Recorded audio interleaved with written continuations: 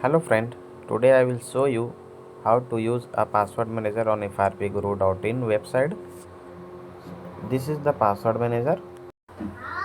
First you need to some detail to use password manager. First you need super platinum registered email ID, and second need your file name. So this is your file name. Select full file name.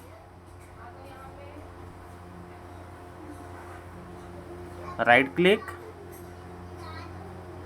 and copy. Paste here.